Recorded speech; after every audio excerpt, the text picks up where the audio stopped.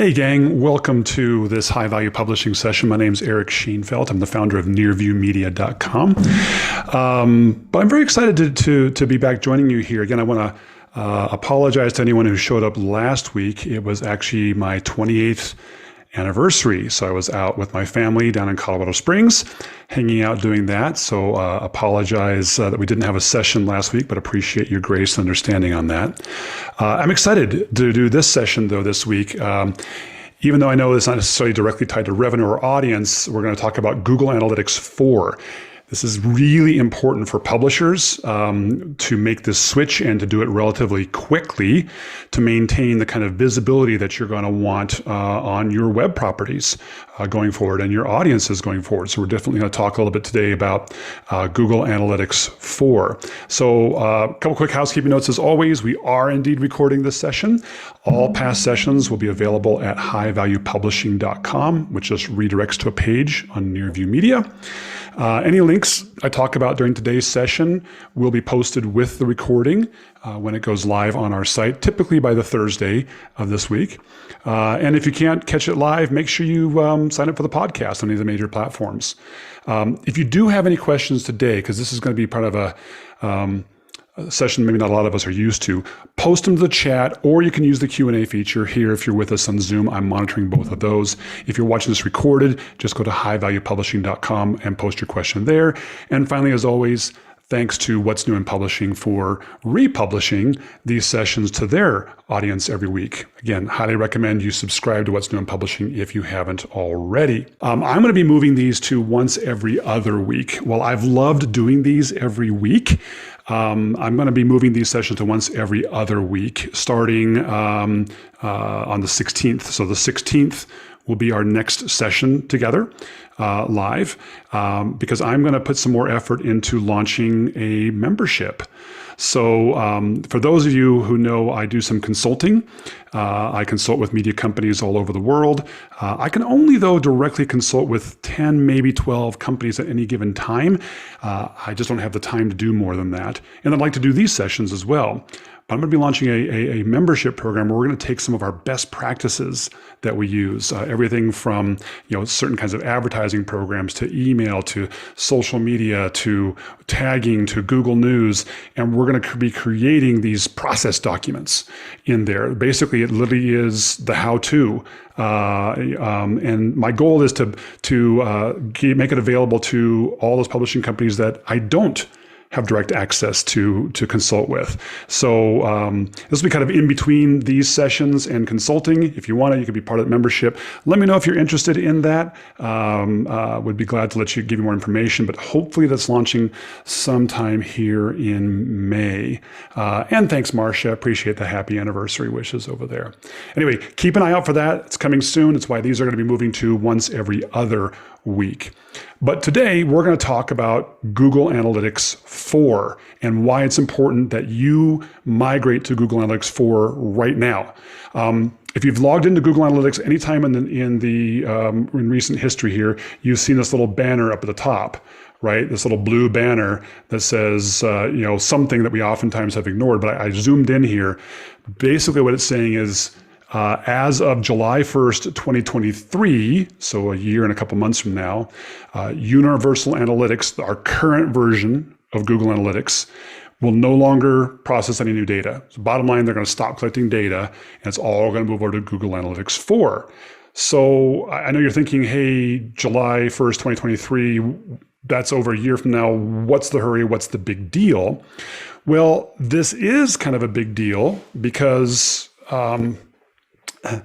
if you think about it, that's when Google Analytics 3 or current Universal Analytics stops collecting data. Now, there will be no transfer of data from the old Google Analytics to the new Google Analytics 4, none. So as of July 1st, 2023, if you launch then, you'll have no historical data. So I'm counseling all of my publishers that I consult with. We want at least 1 year's worth of data when this cuts over, when Universal Analytics no longer when Universal Analytics stops collecting data. We want that to be at least a year's worth of data within Google Analytics 4. So what that really means is that the deadline is actually July 1, 2022. You want Google Analytics up and running, fully operational by July 1, 2022. So when 2023 rolls around, you've got at least a year's worth of data and you can do historical comparisons on this. So that's why it's important. That's why actually right now you've got May and June to get this implemented. That's why it's important. That's why the hurry. That's why I wanted to do this session for you guys here today. So let's talk a little bit about Google Analytics 4, right? Here's a screenshot of Google Analytics 4, and I'm actually going to switch over to a live version here. First of all, they announced this here back on March 16th. Google Analytics 4 is coming, and that, oh, by the way, all the current analytics properties are going to end as of 2023. By the way, if you do have Analytics 360, which is the paid version of this, the paid version of Google Analytics, if you would, they're going to get an additional 3 months worth of access. But for most of us, we're on regular Google Analytics, and that means that as of July 1st, 2023, it basically goes away. Is also that your data from that will still be accessible for 6 more months. So I'll get to that here a little bit later, but it stops collecting on July 1st, 2023, and by the end of the year, then it's gone completely and you can't even access your historical data. Yes, this actually is true. It actually is happening. Now, who knows, Google may change their mind over the time, but right now that is the way it is. So let's take a quick look here. So I've got a Google Analytics 3, a Universal Analytics. Google Analytics 3, Universal Analytics, same thing for our discussion purposes today. And then Google Analytics 4 is over here. So I wanted to walk through you a few of the differences here so you can see a little bit of the differences. I'm not going to go way into this. There's a lot of depth that we're just not going to have time to do today. But there's a great demo account you can log into. You can add to your Google Analytics. You can begin playing with it here. But they've organized things a little bit differently on their properties, right? So we'll talk through some of the big differences here, and I'll go over some of the reports and how that differs from Google Analytics 3 to Google Analytics 4. But let me talk to you briefly about what are those differences, right? So number one, the concept of the session is changing. I don't want to get too geeky here, but Google Analytics 4 is based on events rather than sessions. Now, you'll still see sessions in there that you can see, but it's action-based, event-based rather than time-based. So the general consensus out there is that you may see a reduction in the number of user sessions to your site, but that's okay. Your traffic is still the same. It's just going to be reporting a little bit differently. So don't freak out if you install Google Analytics 4 and you start to see a reduction in sessions. It's a much bigger focus on the individual users, the audience, than on sessions in Google Analytics 4. The other big thing is expanded events. Basically, really in Google Analytics 4, everything's an event. Everything is an event. A page view is an event. A click's an event. Sign-up's an event. Everything's an event. But there's a lot of expanded events that you can get that have been kind of difficult with Google Analytics 3. Things like scrolling. How far down a page did someone scroll? Did someone get to the 50% mark or whatever mark? Outbound clicks, which have always been a difficult thing to track, are easier to track with Google Analytics 4.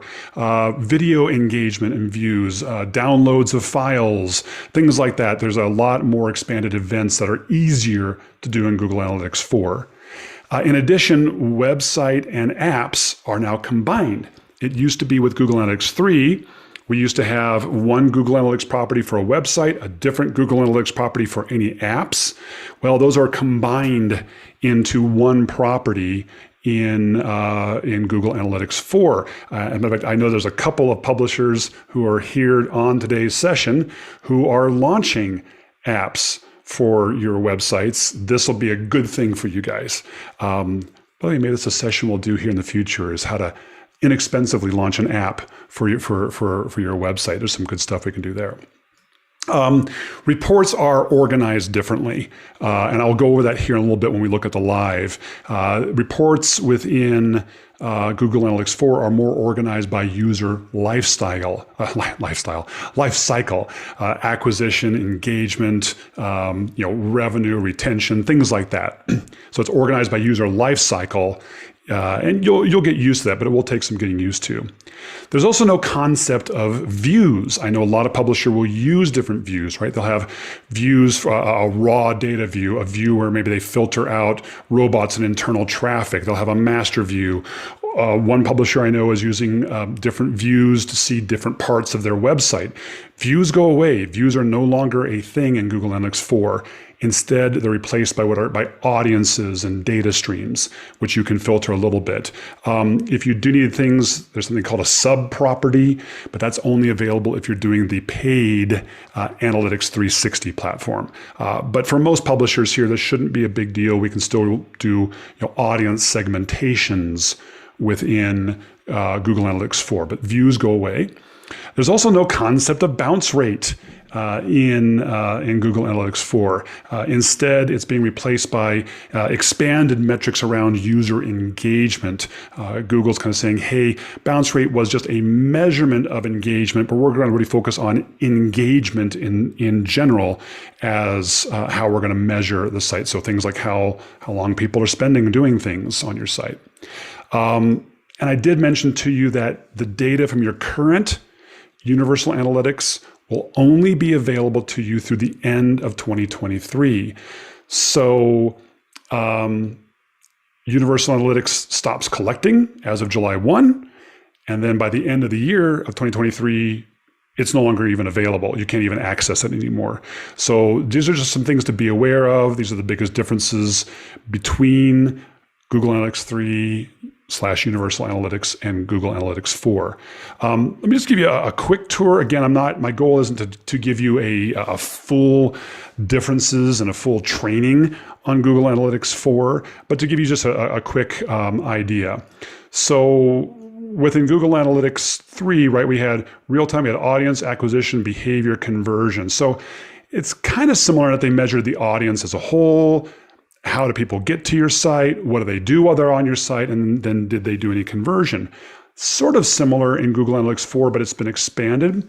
So over here in the menu, you now have to go into your reports. And in your reports, this is where you'll spend the bulk of your time, is now into acquisition, engagement, monetization, and retention. These are the big buckets that it's putting people into. So acquisition is exactly what it says here. This is very similar to Google Analytics 3. Hey, how many people did we have come in? How many conversions and revenue and events? How many users in the last 30 minutes, right? How did they come in?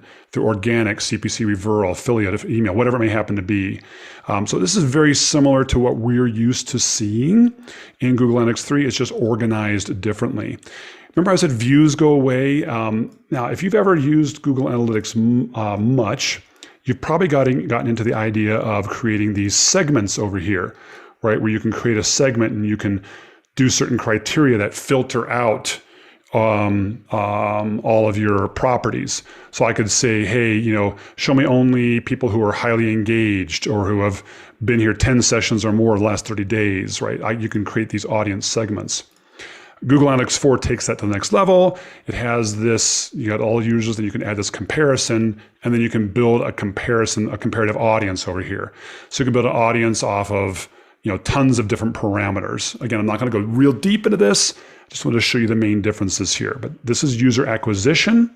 And you can see there's user acquisition and then there's traffic acquisition, which is kind of interesting.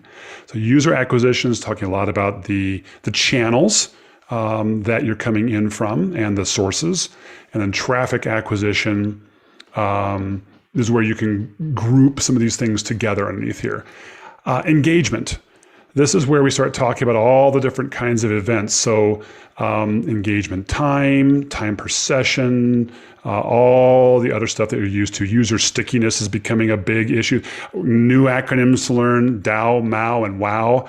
I won't go into those here yet, but those new acronyms that we'll have to learn here. all these different events that are coming through. You can literally see every kind of event, and I just got to put the comparisons in here to do it. I'm not going to do that right now.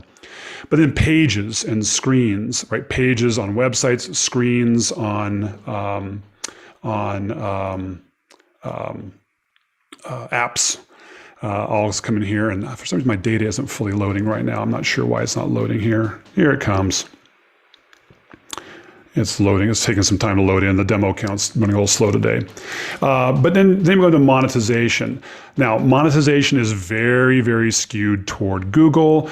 Obviously, any e-commerce purchases you have, so whether you have WooCommerce or Shopify or you're doing other e-commerce stuff, or for those publishers who are actually also taking in and making their subscription purchases, e-commerce purchases, those will show up all in here. And so this is like the e-commerce section of Google Analytics 3. Then, specific e-commerce, in-app purchases. It's going to track in-app purchases in here. So if you're doing any kind of in-app purchase data, you can do that in here. I checked, and I'm pretty positive, I will double check this, that it will track both purchases from the Google Play as well as from the Apple App Store. I'll double check that, but I think it does do both. And then obviously publisher ads, well, this is tied into Google Ad Manager and Google AdSense. If you happen to be using a third-party ad system, like a Broad Street Ads or an AdvertServe, it doesn't track that. Although I'm talking with those guys to see if perhaps there's an API configuration where they can begin to put monetization in here as well. For most of us, this isn't going to be as big of a deal, but if you are doing it, it's nice. And then we have retention, which is new users, returning users, kind of how you're doing things over lifetime values. So just trying to condense this down. It's got most of the same data that you see over here, just organized differently. So it'll take some getting used to, but we'll get the hang of it on here. And actually, as you'll see here in a minute, I think this is an opportunity for most publishers here.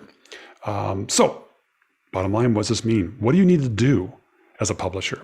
Well, number one, create and configure a Google Analytics 4 property for your website. Now, Google actually has a great guide right here for migrating to Google Analytics 4. I'm going to put this into the chat for everyone here live with me. I'll put this as a link with the session when we archive it.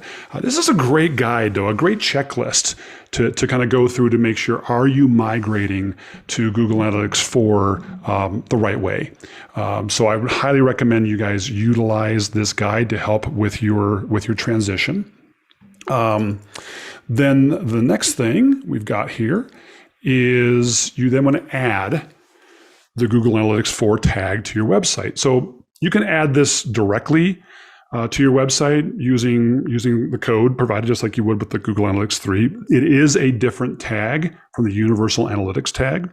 There are some plugins out there that folks use that will do this, or you could do it through Google Tag Manager, or if you're using another tag management system, you can add it through that as well. But somehow you've got to get that tag on your website and get it tracking.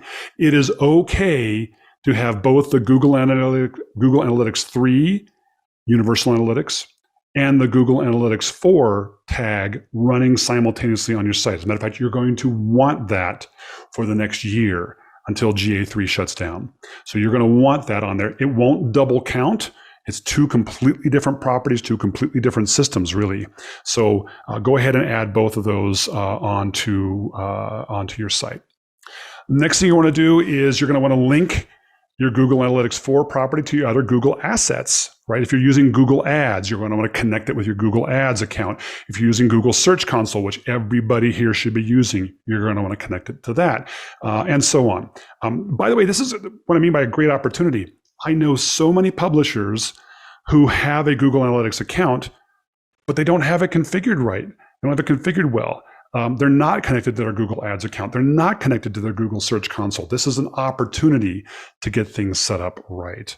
And Drew, I saw your message here. Yes, the slides will not be available, but the recording will be available this Thursday on the website. Next thing you want to do is you want to switch any other apps that depend upon Universal Analytics. So for example, I set up a lot of KPI dashboards for my clients where we're pulling in a lot of data from Google Analytics into that dashboard. We now need to make that change. We need to swap out from using Google Analytics 3 to instead using Google Analytics 4 in those dashboards. So any other systems that you have out there that are dependent upon your Google Analytics 3 property, your Universal Analytics property, make absolutely sure that you've reconnected those to Google Analytics 4 before the deadline. Have your staff take Google Analytics 4 training. This is another opportunity. Again, I work with so many publishers, and I can't tell you how many of them, their staff has no idea how to use Google Analytics or what kind of data they have in Google Analytics. Make your staff take the GA4 training. So there is some great training here that Google has done. They're doing it through Skillshop, but this is it's actually owned by Google, but they're partnering with another property to do it.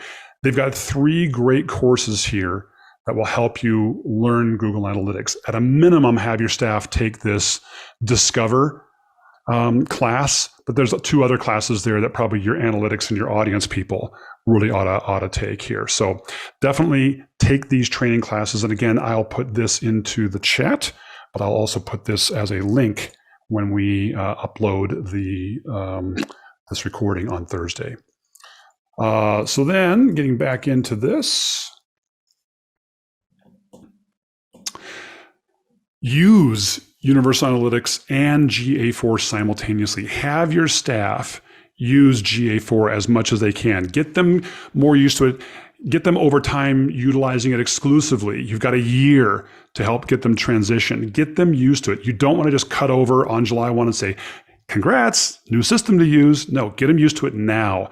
Get it installed, get them used to it here.